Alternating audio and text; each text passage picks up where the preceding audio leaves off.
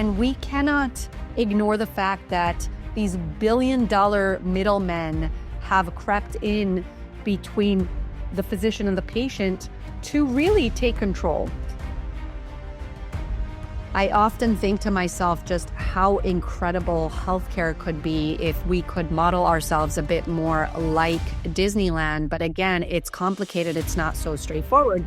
I feel the same way with patients. I really want them to have a good experience coming in to see me. I want their trust. I want to be compassionate. But again, the system makes it so that you cannot be compassionate because they're the ones that are making each patient into a number. I love that you did your research here. Most people don't know that I worked at Disneyland. Yeah.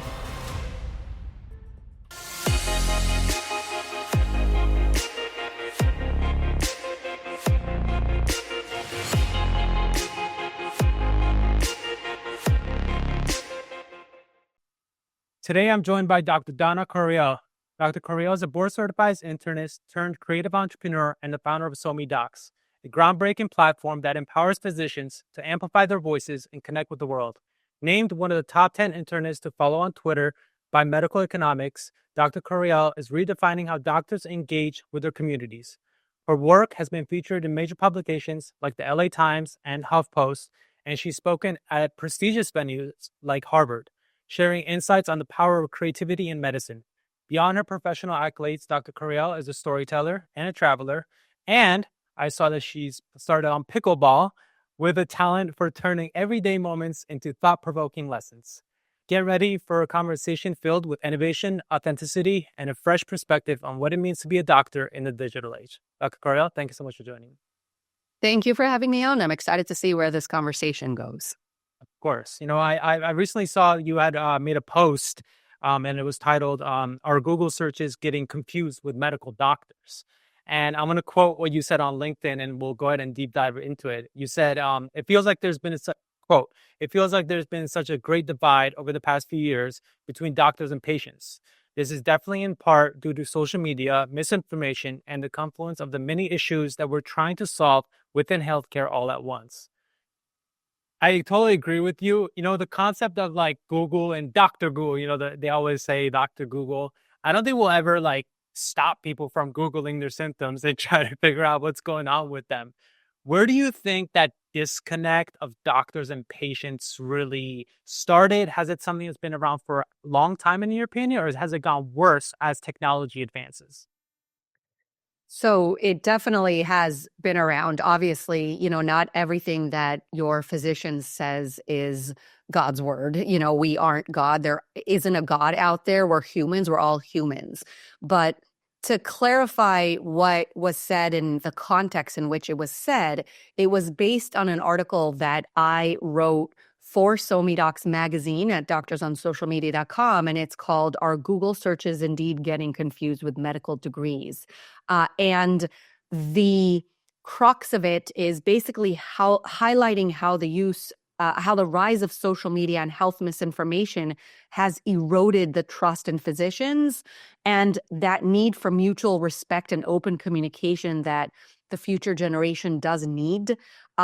I start off the article basically by stating that there's been this age-old saying, at least age-old as far as Google, as far back as from when Google was created. Don't confuse your Google search with my medical degree. But then what I note is that the patients cleverly retort with, don't confuse the 1-hour lecture you had on my condition with my 10 years of living with it. And so I actually spend that article talking about how I actually understand where the patients are coming from a lot of the time. And there is this like really big divide between the physicians who are increasingly overworked and frustrated at their decreasing hours, the amount of time that they are able to spend with their patients and the increased workload and that added task of now having to disprove a lot of the nonsense that happens online. Now, just to clarify, I think Google is super powerful. I think it's amazing. It's an incredible tool for both patients and for physicians. But we have to really think about that. And especially when we redesign healthcare, we have to keep in mind that now patients are armed with all of these different diagnoses that are being bombarded at them through Google searches and such. And we need to keep that in mind. I think I forgot who I was having the conversation with. I thought I mentioned it. I think it's important as we like technology is getting smarter, right?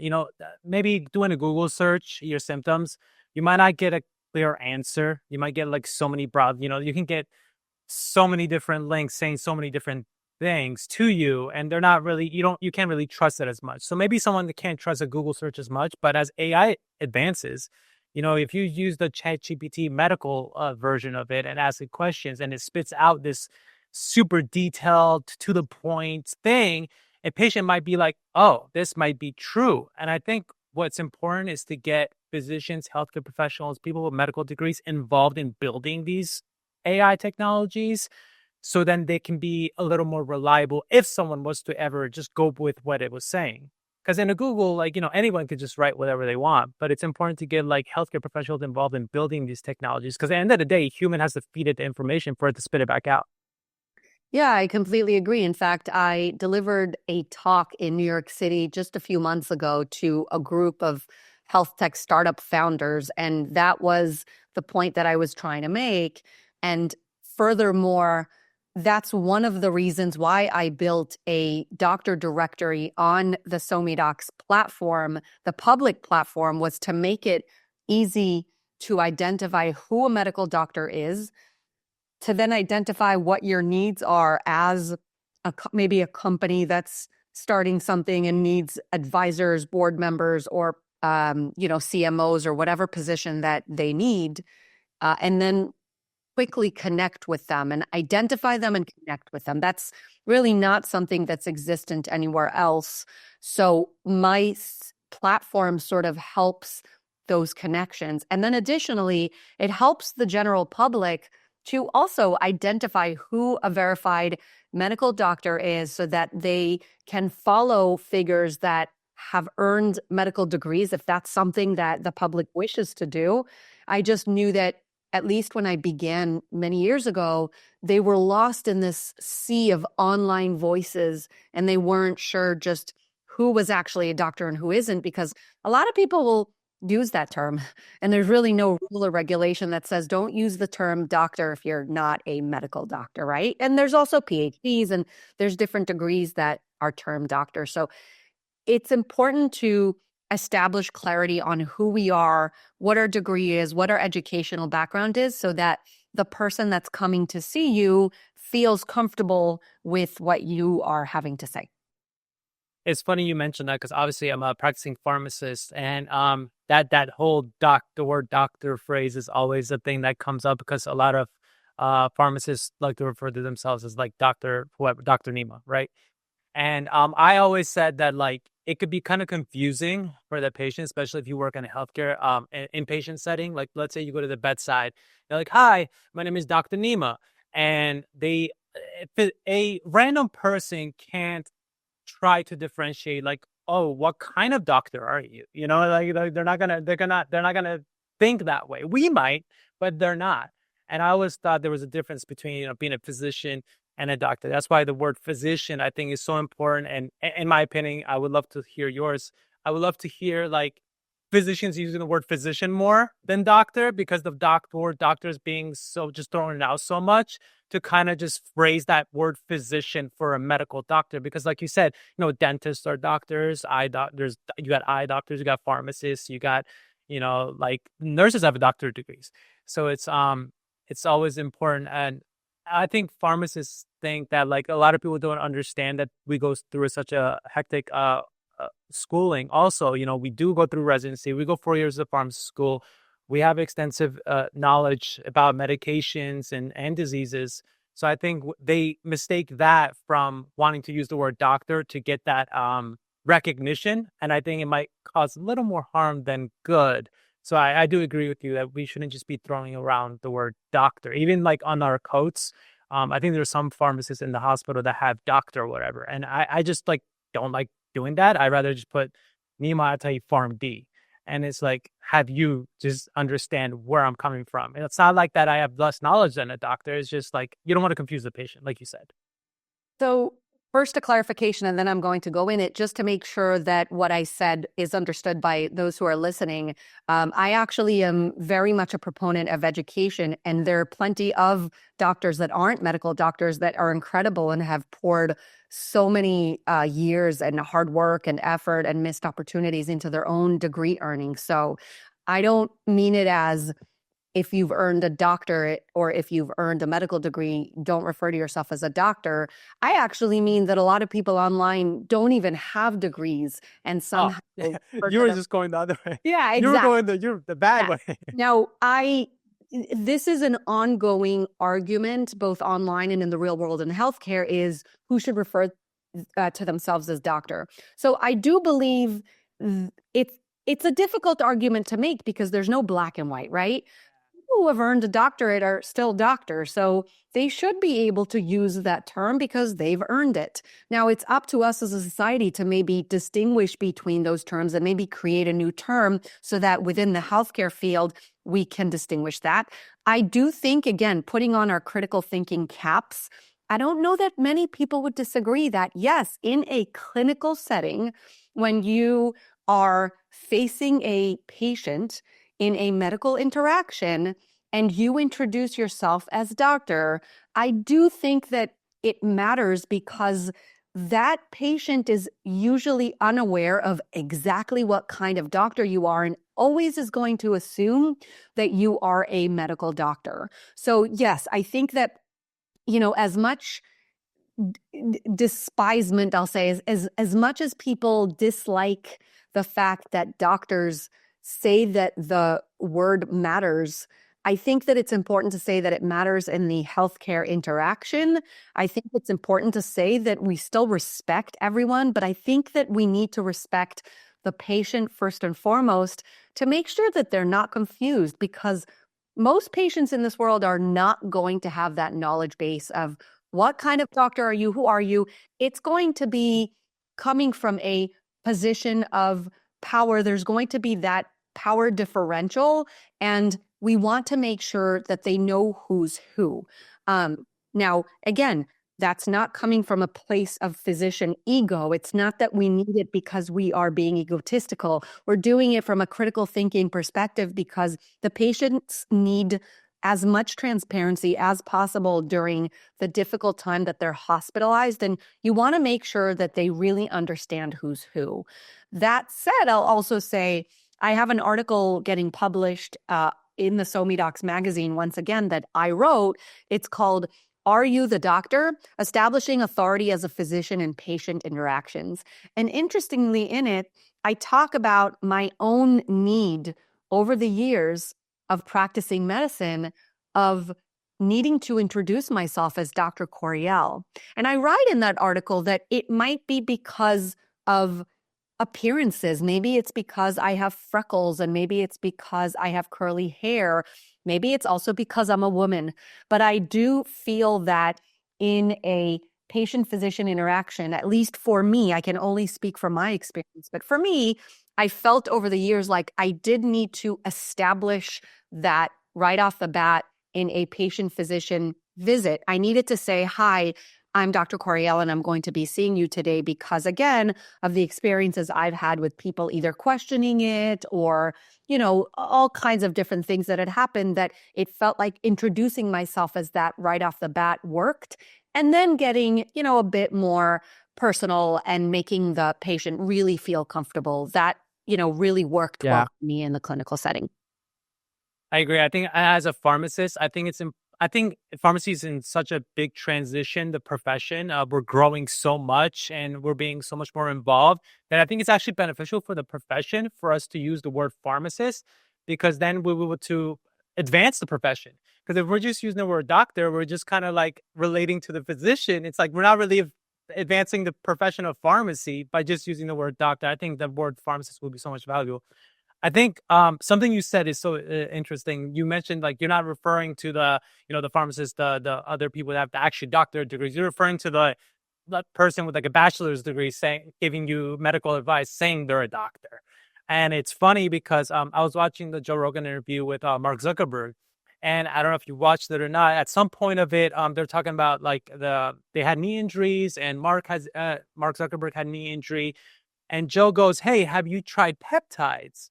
And then I quote, Mark goes, "I just took my doctor's advice. I didn't take the peptides. I just took my doctor's advice." And then Joe replies with, "Oh, you don't do that anymore. Don't listen to your doctor anymore."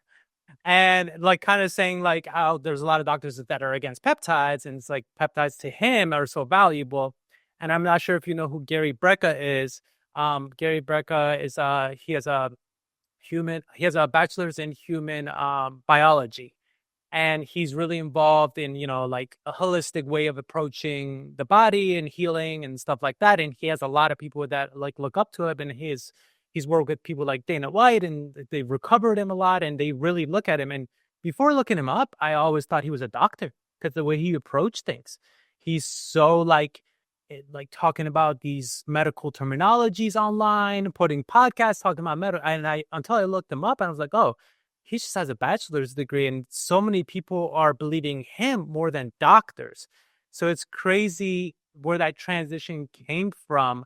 And I love what you're doing with SoMeDocs. Do you think that's where that misconnection is that there's not enough doctors really being involved, voicing themselves on the internet, creating those platforms for themselves, and leaving it up to those people that see the opportunities in healthcare? And healthcare is changing so much right now, where like all these business people are like, oh, I want peace, I want a piece, I want a piece. They come on board, create these platforms and or technologies, and they're not even medical degree people. And unfortunately, as we said in the beginning, like it'll be so much more beneficial if the founder or CEO is a medical background. Yes, for sure. That's the crux of what I've built. I do think that marketing is crucial. I think marketing is one of the most important concepts in life. We're always marketing. It's funny, I just was a judge at my son's DECA contest. It's a club in high school for business-minded people, and I was a judge in the marketing niche. And I was talking with some of the non-physicians, non-doctors there about just how important marketing is. And they were so of the same mindset as me. They came at this as marketing is everything in life. And I explained to them how frustrated I was as, a physician turned entrepreneur, that I really believe in that concept, and that my colleagues, the medical doctors out there, they don't all understand this, and they actually shy away from marketing and think that it's dirty, et cetera. But at the end of the day, right, everyone's marketing. If the doctors are working for a health system, that health system is basically taking care of the marketing, but they're taking care of the marketing from a health system perspective. Like they're not going to, at the end of the day, they're not going to look for number one, right? Their number one is them. So that's the problem, is that the doctors over time are more and more owned, so to speak. And I say that for many reasons, and we don't have to get into it now. But because of that, they've kind of let go of all of these other things that these other extraneous entities are doing for them. And I think that is part of why they have lost control to some degree, and everything is being dictated to them, and they're becoming miserable, and they're burning out. They're the highest profession of suicide right now, and that should not be happening. So very much so, SoMeDocs, the goal of SoMeDocs is to promote autonomy for the healthcare professional, because I do believe that autonomy is where happiness, right, can be attained. But at the core of autonomy lies marketing. You have to market yourself the expert. You have to market yourself as the best, just like those other people are doing that aren't doctors. If you're able to convince people that you're a doctor, or at least, again, I don't think that this person is pretending to be a doctor. And I also think that he's clearly got a ton of experience to talk about scientific terms and medical terms. But I think, yeah, I think that it it's a big issue right now, and it's something that doctors need to get a better handle on is just how valuable marketing is. If others are already doing it and sort of taking up people's attention, I think that that has led to a lot of the distrust in doctors, because there's a lot of marketing for more holistic alternatives. And those are like buzzwords today. And so people kind of gravitate towards that, understandably, and then kind of look at the Western trained doctors as not, you know, not practicing under those terms and in that umbrella.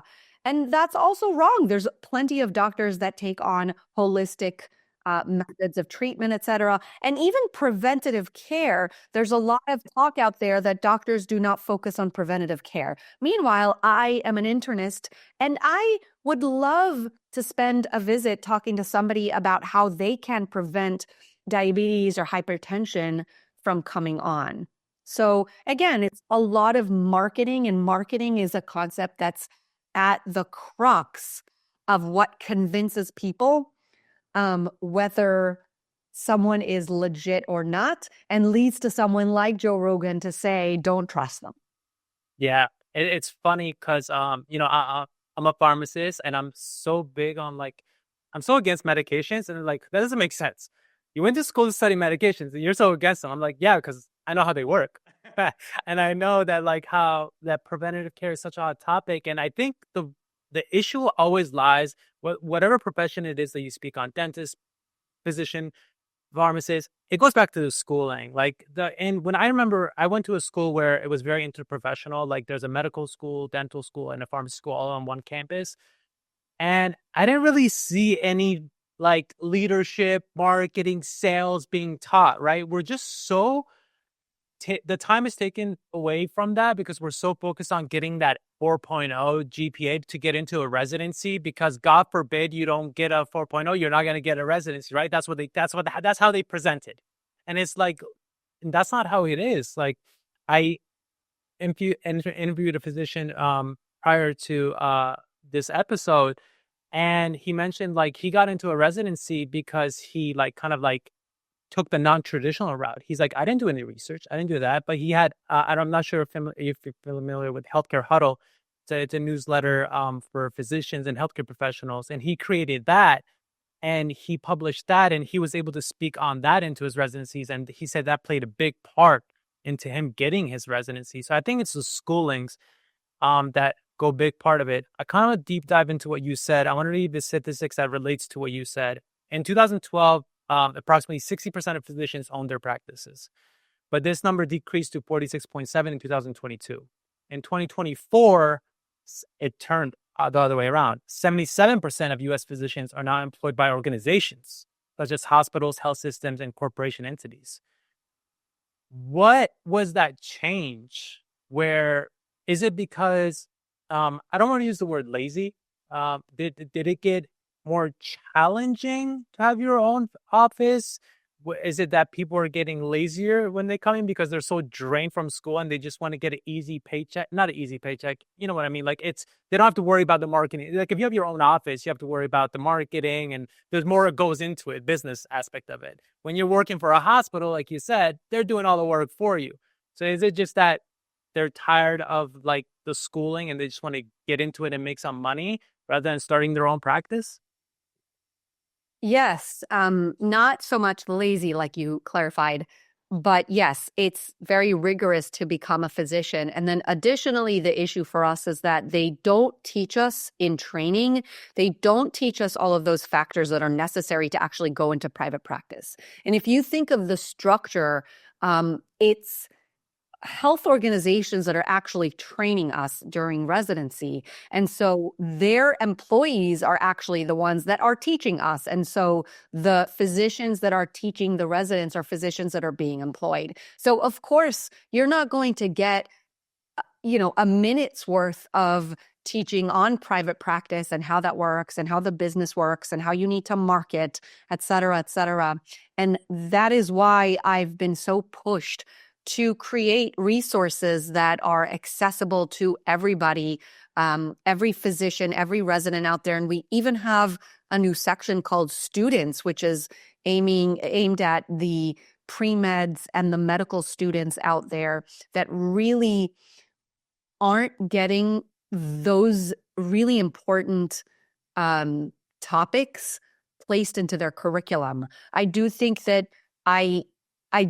students should still learn those, and especially in more summarized versions. I don't think that they need to necessarily get an MBA, but they can certainly come, for example, to some of the monthly conferences that we put on where we get experts to speak, teaching our attendees just how to do things quickly, right? We have an entrepreneurship conference coming up. We have a private practice conference coming up. We have a dissecting healthcare conference coming up. To go back to your point as to why they do it, there's a lot of factors that go into why physicians go into employment. We spoke about some of that in an episode of The Six. It's one of the series that I produced for SoMeDocs, and it's really entertaining. So I highly recommend everybody go to see it. But yeah, we're not taught any differently when we are in residency. So coming out, we're sort of flustered, we're overwhelmed, we're tired. And quite honestly, we also want to start making money, because until then, most of us are in heavy debt and we owe a lot. And many of us do not own homes. It's not like we come out close to 30 years old like our age-matched peers. Most of us don't have a family. So doing that, going into employment that's easy, so to speak, is just the natural thing that we do.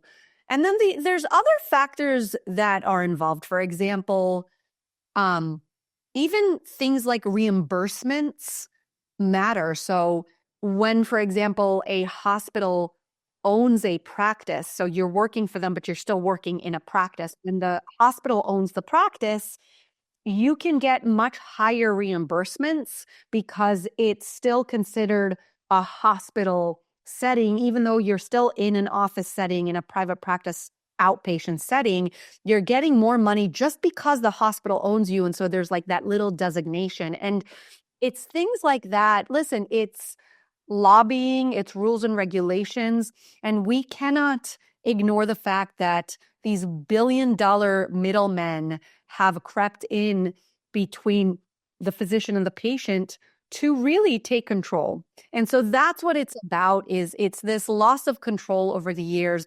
Not surprising, that quote, that stat that you just quoted, the 77%, not surprising at all. But I'm really glad to report that platforms like SoMeDocs is slowly seeing members that are joining split off from their health organizations in order to try their luck privately. And I'm excited to hopefully help shape that new world where we're seeing more and more private doctors take their time with patients, even sometimes give their cell phones out, and kind of give birth to a new structure and a new concept that works for both sides and maybe has the middles much less involved.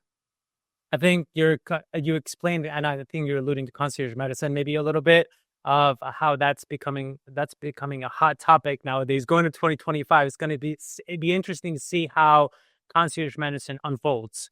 I just want to make sure that we're correct on the terminology. Concierge medicine is definitely one of those, but there's other types of medicine, for example, direct primary DPC. care and such. But the point is, the word concierge makes it seem like it's very, very pricey and it's only for the very wealthy. Whereas, movements like DPC, like direct primary care, they charge reasonable amounts, oftentimes just like a gym membership. And for that amount, you get the doctor's cell number. The doctors then have a much lower payload. The doctors then have a much lower patient load. So they have more time to see you. It's really an amazing movement that's not just catered for the wealthy. So I just wanted to make sure that we said that. And getting rid of insurance is another thing that's really important. And I've posted about many times is insurance companies are great. We need them, but we don't need them for everything. The everyday visits can be covered out of pocket. That's how it used to be, that you paid 40, 50, 60 again with inflation and the times and everything. You pay out of pocket. And then for surgery, for catastrophic needs and things like that, that's when insurance kicks in. And there was actually, last thing I'm going to say is that there was a controversial post that I shared, and it actually went viral on LinkedIn. So you can look for it on my account. But it was basically saying to everyone, hey, when we have a car and we have car insurance, we don't use the car insurance when we go get an oil change, right? Those are Yeah, the things that that's are such a good sort of, point. yeah, those are the preventative things that we do when we pay out of pocket, and we don't blink twice. Like, it's not weird that insurance doesn't cover that, but somehow insurance has crept itself into the just regular patient visit and is now like in charge of everything in our lives. And like, no, this is not a secret. Insurance is not necessarily always on your side. Insurance is looking out for insurance. And so I think redefining where insurance fits in the healthcare model is where we need to really focus. Yeah, everything you just said, I speak a lot about, and I always make the comment of like future of hospitals, like where's the hospitals going? I do believe there's going to be, um, you always see more hospitals opening up. I think that's going to decrease. I think there's going to be less hospitals and more emergency centers that are going to be around. And like you said, like the hospitals are going to be for the critical things, and your insurance will be for that critical setting of the going to whatever it might be. If you needed ICU or whatever surgeries and stuff like that, that's what your insurance is going to be for. But your every day to day, you like exactly what you said. It doesn't necessarily have to be with insurance. It could be through a DPC provider doing that. And I would love to give your opinion on it. Don't be biased because I'm a pharmacist, but I have to ask you this because I'm a big proponent on it. And I'm pushing it a lot. I do believe that the DPC physicians working together with pharmacists in these offices and having allowing pharmacists to also be part of the care of the patient with medication therapy management, chronic disease management, whether it be blood pressure, diabetes. Pharmacists, I think, are very well educated to be able to adjust diabetes medications. What is your point of view on having the pharmacist be involved in the physician's office, working collaboratively to serve these patients? That's a great question. I think it's physician specific. And I think, again, there was a lot that was said there. So it's hard to comment on it in general. I will take, piece by piece and sort of try to talk on it. I think collaboration in general is absolutely wonderful. I think we need to also, as we collaborate, we need to be careful and establish whose role is what. Make sure that patients are there, then also not confused in that collaboration, not as so much in identifying who's who, because we've already talked about that topic. And in this instance, they're going to know who's who, but just in having proper communication that's effective and productive, where it's not two different people suddenly adjusting medications and this one adjusted, but this one didn't know, et cetera, et cetera. So as long as there are established roles for each person in that collaboration, I absolutely love it. I think that pharmacists are obviously extremely valuable and they know things a lot of times that we don't know.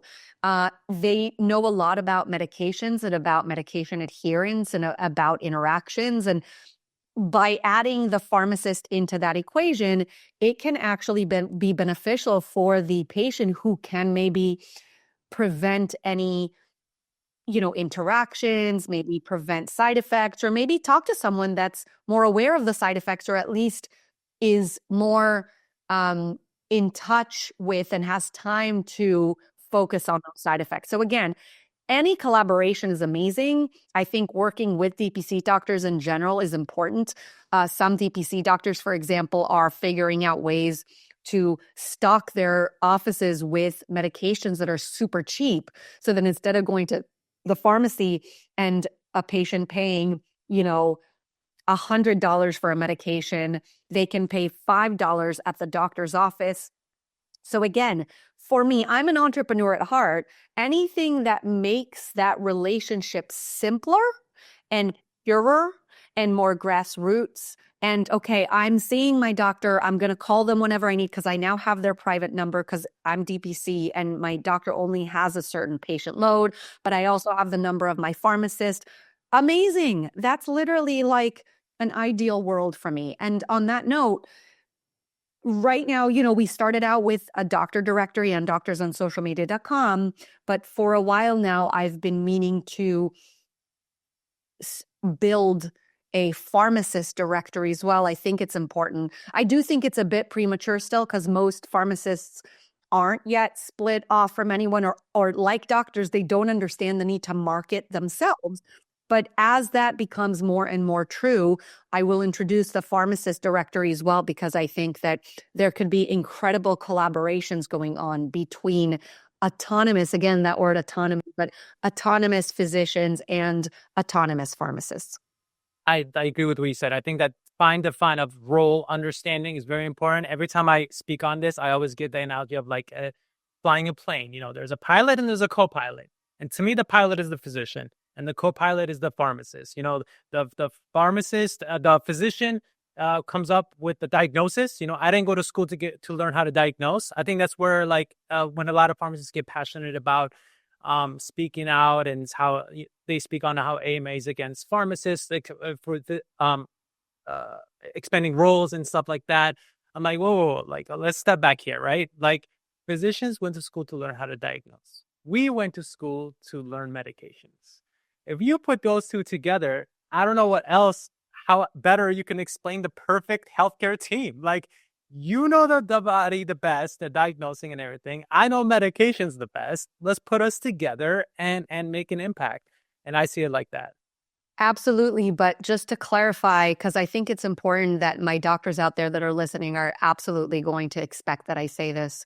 Physicians do not just go to school to diagnose physicians. Right. I just want to make sure that people hear, also the general public. Physicians learn medications. The big difference between us, of course, is that pharmacists mainly focus on medications and treatments. Doctors do learn to diagnose, to treat, everything in between. Could we do a better job? For sure. But I think that collaboration can absolutely be gold if established in the right way. And again, if the patient understands everyone's roles, and the roles are also very clear to the partners in that collaboration. Yeah.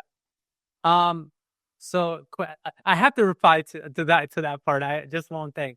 Also, do you think physicians know how extensive pharmacy school goes in depth and what we learn? Because I think that's a big misconception. Not only physicians, forget that, right? The community, the patients, the regular person on the street doesn't know what pharmacists do. They don't know what the education we get. They probably will know what a physician schooling goes. They go to medical school. It's a doctorate degree. They are aware of that. But the regular person on the street probably doesn't even realize that if a pharmacist has a doctorate degree. Yeah, I agree with you. I think this probably is a good chance here in this podcast for you to lay out what a pharmacist education is, because I do agree being a pharmacist is very difficult. I mean, those medications, I can't personally keep track of all of the new medications that are coming out with those bizarre names and such. So I think that what you guys, the pharmacists, do is really incredible. And I think this is the perfect opportunity to tell the audience and people that are listening what the pharmacists go through to earn that title of pharmacist. Yeah, so obviously it's the 4-year degree that we go through, and then after the 4-year degree, you can continue and do a residency just like a physician to specialize. So you could do a PGY1, which is like a general residency, and then if you go to PGY2 to specialize, where it be infectious disease, cardiology, oncology, all the specialties that basically the physicians have. We have also transplant, et cetera, et cetera. But I think we need more physician pharmacist conversations to kind of educate people and just realize that I feel like on social media it's always coming at each other, and I just like more conversations between us for us to learn from each other. It doesn't even have to be one way. Absolutely. So I think growing up, not you individually, in general, and everyone's growing up, we have jobs as kids. And I think from those jobs, we learn a lot. It can shape us who we are as we grow up. You worked at Disneyland when you were younger, you were a teenager. When looking back, do you see anything that you remember from those days, from that job, that you take back and you look back now and you're like, it stuck with you, that you're just keeping it to this day? I love that you did your research here. Most people don't know that I worked at Disneyland. Yeah, a lot stands out to me. That was probably my favorite job in life. I mean, I definitely was a teenager, so I was young. It's such a great work environment to be in as a teenager, especially, but I often think to myself just how incredible healthcare could be if we could model ourselves a bit more like Disneyland. But again, it's complicated. It's not so straightforward because Disneyland obviously has customers, which they very intelligently call guests, right? Even just the terminology is important for them. You can't call a customer, you call them a guest because you want them to feel comfortable. Um, some of that is true in the obviously healthcare world. We want our patients to feel comfortable coming to the office. Of course, there's caveats that aren't the same as at Disneyland. We want the patient feeling comfortable. We want them, leaving the office feeling better.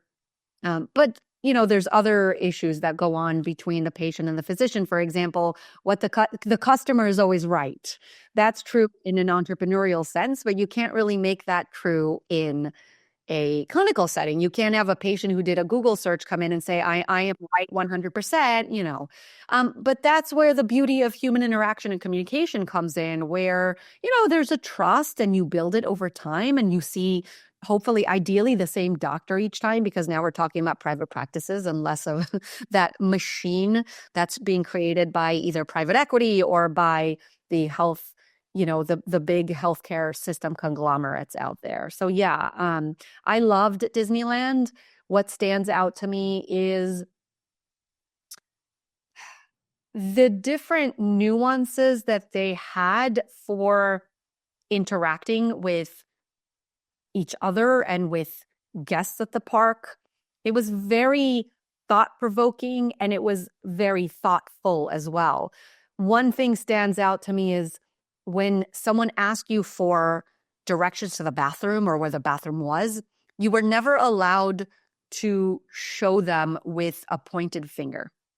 You needed to either use 2 digits or an entire hand, and you needed to let them know like this. And the reason was because some cultures, they take offense to the finger. So it's that kind of thoughtfulness that I really appreciated about that company. And in general, the atmosphere around Disneyland is a happy one. People come there to have fun, to laugh. And that's probably one of the biggest differences also between that and healthcare is it's very difficult to satisfy someone that's coming to have fun at Disneyland. It's much harder, we can say, to satisfy someone that's sick, that's not at their best, that's upset, that's coming to see a doctor because they don't feel well. Much harder, right, to satisfy them as a guest in that perspective. And that's why a lot of times also when we compare the healthcare industry to the hotel industry, it's sort of the same thing, right? It's not the same hospitality factors that weigh in, because when you go to a hotel, you're coming excited for your vacation, so you're in a good mood, right? You're already primed. Whereas when you're coming to the doctor, you're primed the other way. You're upset, you're sick, you have maybe less patience, and you really just want to feel better. So 2 different things. Loved Disneyland. Take my kids there. It's unfortunately not the same as not only as a guest, but being older. It has unfortunately lost some of its magic. Maybe it's because we are now in the East Coast, so we go to Disney World and it's just so packed. We barely get to ride anything and you stand in line for, so again, I guess we can leave this saying is that Disneyland is wonderful where it comes to a lot of, its company's ethics, but that the park still needs to work on making that guest experience better. To kind of roll off what you said, do you think the compassion part for physicians is missing nowadays? Because a doctor walks into a room with a physician, with a patient inside, right? Whether it be hospital or private practice, I feel like sometimes they treat it as a number, or I treat it as a checklist. Like I have a soap note. I have to write up my diagnosis. I have to write my assessment. I have to do all that. Do you think that compassion part is where it differentiates a great doctor from an average doctor, where it can make that patient feel like they're at Disneyland by giving that little bit of compassion to them? I do. It's so funny. When you first asked that, I thought you were going in the direction of giving compassion to the doctors by the patients. I'm like, that's so sweet of you, but no, that Well, shouldn't happen in a patient, no, no, visit. no, no. We should be giving compassion to the patients. Yeah, yeah, yeah. Yes, I think it naturally happens because when a doctor is viewed as a machine by their employer, and again, that's where autonomy is so important to me, and that's where breaking off is so important to me, is that the doctors are almost conditioned to have become this way, not by the choice of the healthcare systems that employ them. They would rather have those compassionate people working for them. The problem is that that compassion is sucked out of us because we're a cog in a wheel, and because we're told what to do, we're told how long to see the patient for. Usually it's not enough time. You cannot see a 90-year-old on 5 medications in 7-10 minutes. It's also dictated to us by the insurance companies that are now meddling in everything. So you can't even just see someone for as long as is needed. You cannot say, I completely understand. Here's what you need, X, Y, and Z. You can't say that either, because the insurance company then swoops in and say, I'm sorry, X, Y, and Z is not covered right now. You're going to have to now spend an hour to prove to us that X, Y, Z is needed. And I've written about that before, whether it's on social media or in articles, that it's literally like a court of law where the doctor comes in as the defense attorney to defend their patient and convince the jury that they are in need of either a medication or a test. So it's the compassion. I think most of the time, I can't speak in generalities, it's not black and white, but most of the time, the compassion is there for a doctor. I mean, the doctors, we go into this field because we want to help people. A lot of us are people. I can tell you that I'm a people's person. When I host friends for a dinner, I really want my friends to have a good time. I feel the same way with patients. I really want them to have a good experience coming in to see me. I want their trust. I want to be compassionate. But again, the system makes it so that you cannot be compassionate because they're the ones that are making each patient into a number. I agree. I can't say any better. Obviously you're big on social media. You're involved with SoMeDocs on LinkedIn. You're pretty active. You have a big following on there. And I could think of a couple people that might refer to those skills as math skills. And I think you know who I'm speaking of. Obviously, as I'm referring to your kids, as referring to your math skills on social media. For the people listening that don't know. Um, as a mom, and your husband is a physician, a cardiologist, I believe. Yes. Yeah. So he's a practicing physician. You're obviously not practicing anymore. You're focused on SoMeDocs. How are you speaking to your children, your three sons, I believe? Yes. How are you speaking to your three sons and them kind of understanding this shift in healthcare? I'm not sure if they're interested in going to healthcare, but their mom is being very modern, shifting with technology and the way things are going. Dad is still practicing. Not, I wouldn't say the old school way, but the typical practicing physician. Are you speaking with them on understanding where healthcare is going if they are interested in healthcare? Yes, we absolutely. We're close to our sons. We make it a point to spend time with them. We have had many discussions about life, about healthcare, about politics. We do speak a lot with our children, and we encourage critical thinking and thinking on their own. So that's that's something that is important to us. They have grown up seeing the evolution of mom and dad as physicians. I mean, I had my oldest when I was an intern in residency. So it's gone from working literally, I don't even know how many hours, like 72-hour shifts, 72 hours in a row with my oldest son, and really just not having time for him, to now where I'm my own boss. I've created this company that's hopefully very impactful, but where I am much more around. But we absolutely see our kids as having an understanding of the healthcare field, more so my older kids than my younger ones. Obviously, with age, you understand more. My oldest son is now a junior at Northwestern, and he is actually a biology major, but interestingly, he's looking to probably go into the business side of things, maybe innovation, maybe biotech. So yeah, I think that I can absolutely say that there has been some effect on my children and what they choose. My sons are very good in science and math, and yet my biology son is not focusing on going to med school. Now, that's always an option for him, and I do think he'd make an incredible physician, but I think he sees just how broken the system is. And by the way, my sons also work for SoMeDocs and they help. And so they do read some of the magazine articles. And so they actually see just how frustrated and sometimes desperate doctors really are in our field. And again, not to make it a generality, there's some doctors that are perfectly happy, but I do in general see a trend that doctors are burning out, especially the primary care doctors, and the specialists are a little less, although that's slowly changing as well.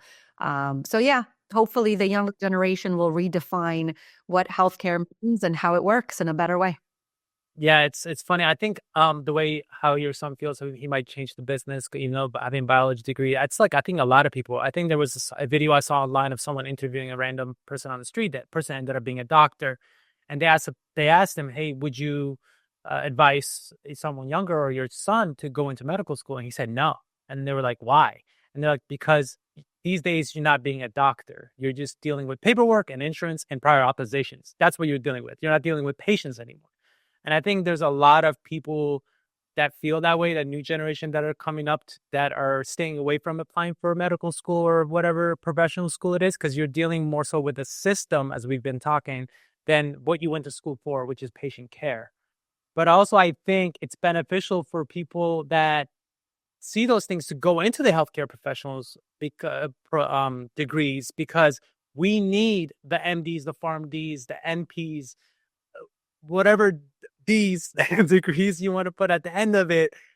We need these people to go to these schools, to get the degrees, to get the background, to be able to contribute to the things like you're doing, to be able to build platforms like yourself. Like, I don't think SoMeDocs would be as successful if you weren't a physician. I think it's successful Totally because agree. you're successful because you're a physician. You speak the physician language. You speak the healthcare professional language. So I think it's important for people not to steer away from going into professional degrees, because we can't have less of us because we need more to be able to push it forward in the right direction. I'm going to say that I absolutely agree, and that there's two factors that make SoMeDocs stand out and successful. The first is what you mentioned, the fact that I am a physician. I was practicing up until I left to do this full time because it was growing. So that really makes someone at the helm understand exactly what happens. There's also no, people that are sort of telling me where to go. I have control of it, and I know what the purpose is, and I know how to grow it. The second factor that's really important to our success is that I actually built the platform brick by brick, and I run it 100%. And so what that means is that I have control of how to build it. I mean, I clearly could possess an artistic eye and the artistic abilities. So because I control it, I'm able to shape it in the way that I see it best. And for example, I don't have to wait for a day or 3 days or a week to make a change on the site, right? I didn't outsource it to someone else helping. I didn't outsource it to an international country like India that can help me build my platform. I did it myself. And because of this, it's much harder and for sure requires me full time. But because of this, I think it makes it a truly unique platform that hopefully is impacting change more rapidly because there's less of that red tape, et cetera. And in that sense, I'm kind of an example of what I teach because I'm teaching autonomy and I am autonomous. I'm my own boss. I'm not reliant on anyone else. And when I do bring in an outsource, when I am ready to really scale and bring that, I hope that I will not lose, that vision and that control in a sense. We're looking to promote autonomy for the healthcare professionals. And right now it's medical doctors, and hopefully we'll also do it with pharmacists, et cetera, in the near future. But we're doing it, so it feels good. For sure. I love entrepreneurship. I love innovation. I love all of that, right? Can you just speak a little bit on, because I think a lot of people would take that misconception, especially nowadays after COVID. I feel like, the word entrepreneur is like everyone on their Instagram is an entrepreneur, right? But you don't really understand what an entrepreneur is. Can you speak on the fact that like people think, hey, I'm going to start my own thing so I can have more time for being free? Can you speak on the fact that it's the total opposite? And the fact that once you're an entrepreneur, you go from your 9 to 5 to a 9 to 9 every day, 24/7. You have to be available no matter what. And can you speak a little more depth on that so that people don't get mistaken of, innovation entrepreneurship, what it's really like? I can, because it really is like the tip of the iceberg, right? Where that famous photo of hard work and what everyone sees is just that tip, that like amazing, glistening, beautiful thing that you stand for. And then they don't see all of the hardships right underneath the water, right? That glacier. So yeah, I can. I mean, it is a ton of work to be an entrepreneur. Obviously, you cannot quit your day job if you're not making money. And so you need to establish something that runs well, is well oiled, and that generates the revenue that you need in order to either make that officially your side venture or to quit altogether and focus on it 24/7. So no, I love entrepreneurship. I don't encourage that everybody just dive into it and quit their jobs tomorrow. And even I didn't do that. I built it over a long time. And then when it really was um, clearly sustainable, and also just having my own family life be sustainable for it, I turned to doing it full time. It's still, with its success, I work on it every waking moment. I still do get to spend time with my children and things like that, but I work on it every single moment. um, Startups and entrepreneurships, it's not easy. So even when you break off from the system to become private practice owner, there is a lot that you're taking on. So you've really got to understand that. You've really got to be comfortable in it.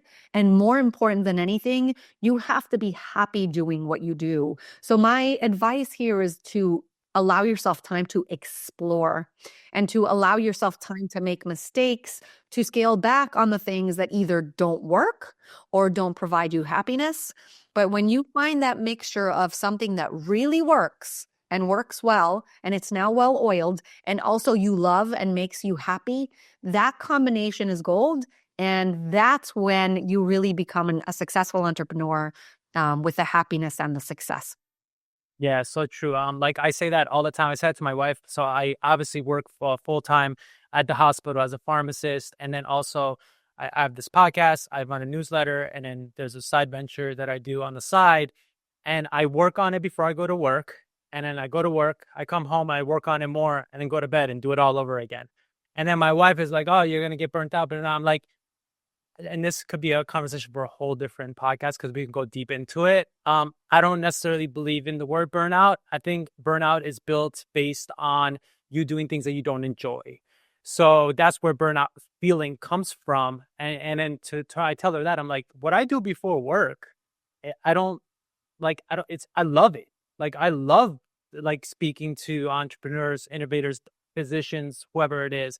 I love spending this time to speak with you because I learned so much from you, just speaking with you, and then spreading that out there, my newsletter, all that stuff. So to me, it's like you just said, like, find what you really truly love, because what it sounds so cliche, but it's so true.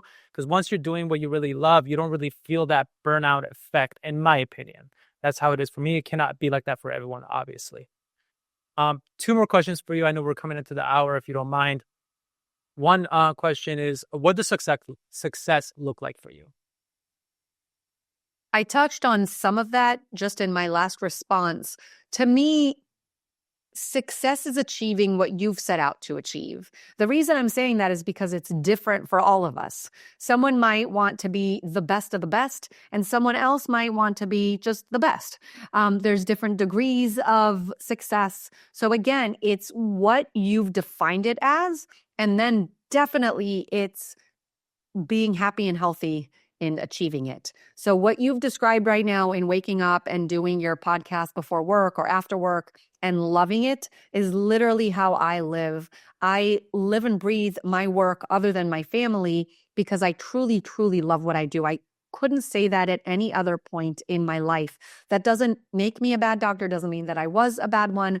I was a good physician, but I am really feeling now like I am making more of an impact than I ever have in ways that just feel so natural to me.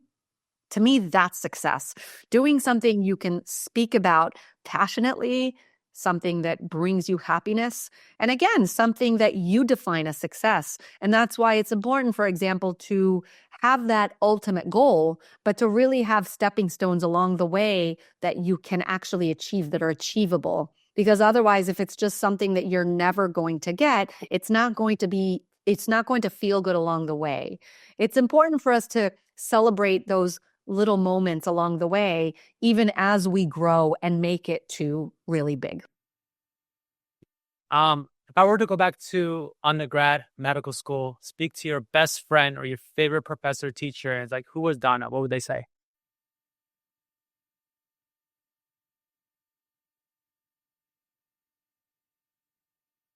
I was much more timid and complacent back then. So I think that, I don't know that that's what they would say. They'd probably say nice things because they're my friend or my teacher. But it speaks to what we're like during training.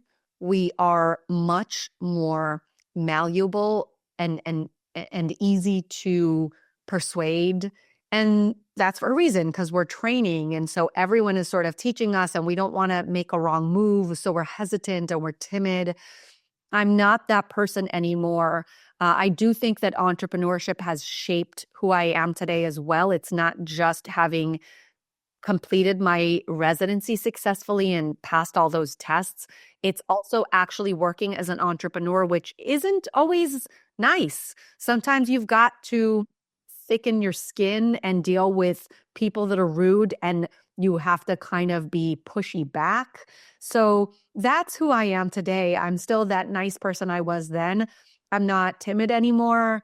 I'm definitely less afraid. And I think that that helps me push forward and get closer to my ultimate success with those little stepping stones that I'm taking. Awesome. Well, thank you so much for taking the time to sit down with me today. I really, really enjoyed our conversation. I feel like we can go for another 2-3 hours. We could speak on many, many different topics. And I remember when I emailed you, I mentioned like I just like that conversation back and forth, the natural conversations. So I'll leave the last word for you, and I want to give you the spotlight to also speak on something that's coming up for SoMeDocs in November, the SoMeDocs AI virtual conference. So if you can give a little shine to that, and then the last words for you. Absolutely. So we are a healthcare omni-media platform. You can find us at doctorsonsocialmedia.com. We have 3 public arms. There's content, there's directories, and there's conferences. There's Learn. And the conferences, actually, you mentioned the November one, but we actually have one starting tonight. So we have one every month. We cover topics that span the gamut of topics. They are targeting both a physician-only audience and physicians and the general public. So we have things like leadership for women in healthcare, writing for healthcare, menopause, pain management, healthcare's kitchen, private practice, obesity medicine, entrepreneurship, dissecting healthcare, real estate and investing, podcasting. We have all kinds of different conferences that are in the works. We host all of them live and virtually. And again, they are open to anybody. So it doesn't matter where you are physically.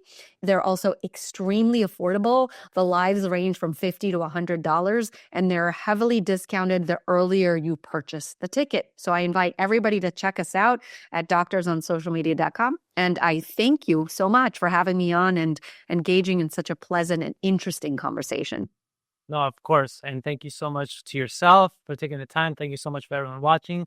Until next time, this is the Leader C Podcast.